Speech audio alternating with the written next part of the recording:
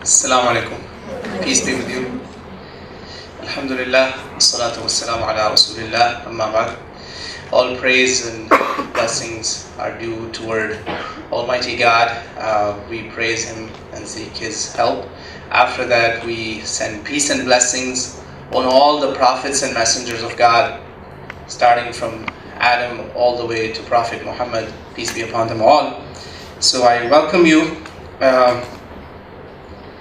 would like to just set some basic foundation so that it will be easier for everyone to maybe have a better understanding from tonight's gathering, inshallah, God willing.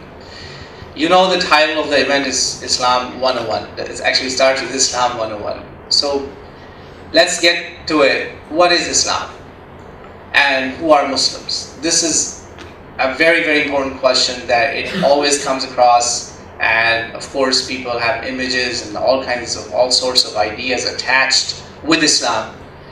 Islam simply means liberation of mankind from all the false deities, be it your lust, be it your desire. You know, these are gods. People worship their desires. Greed, or any other false deities. Liberate you. It could be a powerful person also. It could be a king also. Liberate you from man, from man's own self, and also its surrounding, and connect him to the one who actually created him, in the sense, all of us, men and women. That is what Islam is. So really, Islam is all about guiding us and taking us, connecting us back to our roots, where we began from, where we came from, who we came from, and who is our creator, what is expected of us, and that's what Islam is all about. People who believe in this are called Muslims. The literal translation is the one who submits to the will of one God. What is the meaning of submission to the will of one God? Meaning, I have basically left every false god that could be inside me. That could be an idol inside me. It could be an idol that I could be worshipping in the form of love also. Love of another person. If I love someone to the extent that I actually have made him my God, God says, well, come back to me. I'm the one that deserves that ultimate love. No one else deserves that ultimate, absolute love. Now, of course, if I came to you and I told you, do this, do that, God, not me, God, you would tell him, you're God, you're so perfect, we can't be like you. You tell us do this, do that, come on, we can't do this, God, So he says, I chose human beings for you, like Adam, like Noah, like Abraham, like Moses, like Jesus, like Muhammad, peace be upon them all. So, having said that, he chose them basically, and you heard the name of Muhammad. The names before you've heard, peace be upon them all. This is one of the way actually to show reverence that Prophet Muhammad taught us, that when we mention their names, we mention this sort of a prayer with it as a way of appreciation and asking God to bless them for the great work they did. Now, Prophet Muhammad is not an innovator of this religion that is known as Islam today. In fact, he is only the ending of that chain of message that began with Adam and it was concluded or completed with Muhammad. That is what Muslims believe. We don't believe in him to be an inventor or innovator of a new faith. We consider him to be a reviver. And evidence, actions speak louder than the words.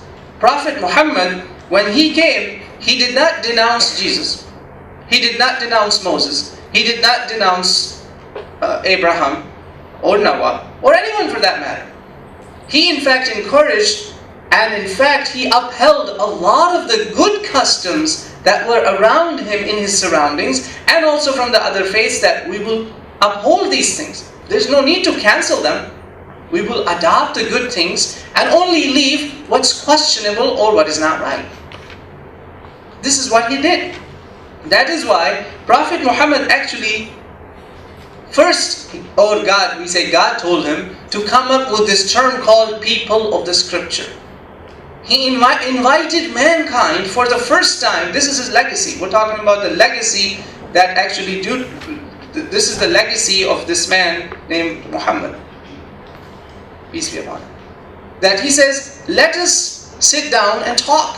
Why? Because Quran says, all people of the scripture, all of you people who have a scripture, let us sit down and talk on common terms.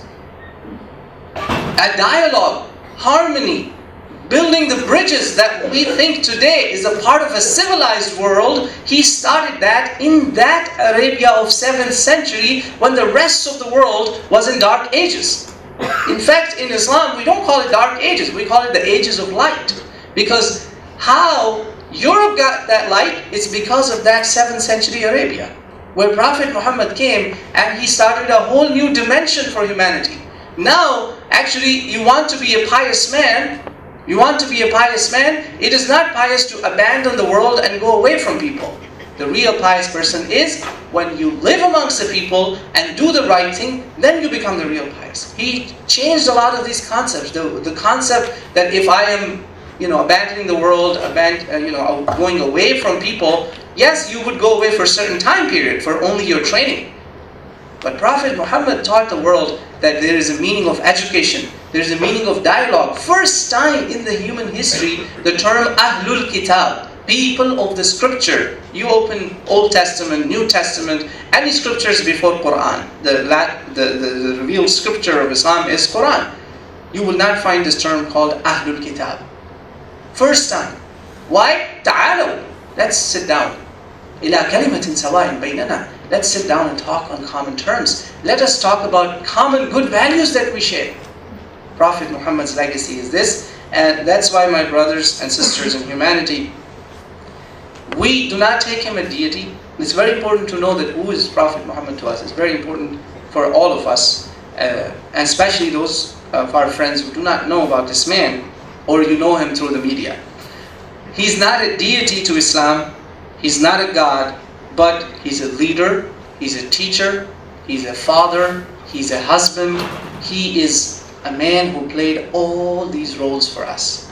And he literally lived every single one of these roles in his 63 years of life that he lived amongst people, starting being an orphan. From an orphanage to the man who died at the age of 63, he lived literally several roles where you could find an example in him.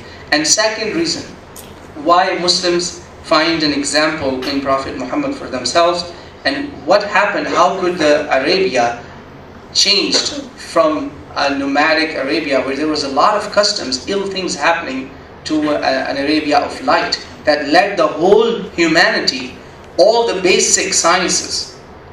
Your civilization, Muslims pioneered it. You name construction, you name culture, you name art, Muslims pioneered a lot of these things. Sciences, mathematics, algebra. Algebra is actually from Arabic.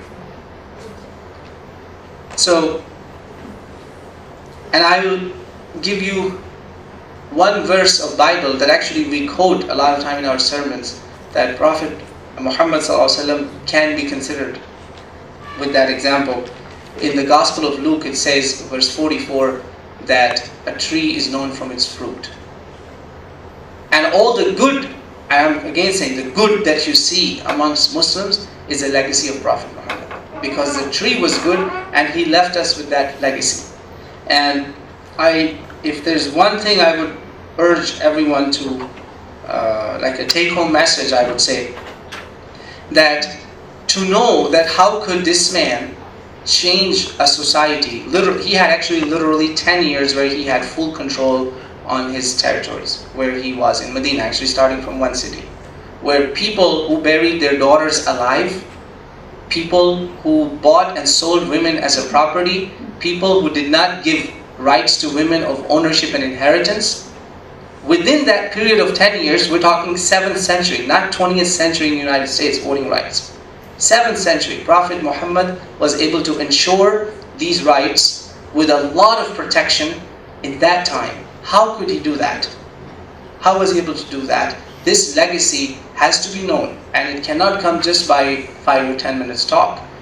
I encourage myself and everybody, there's an author and she's not a Muslim, so there should be no bias that you say, oh, he's a Muslim writing, so he must be preaching.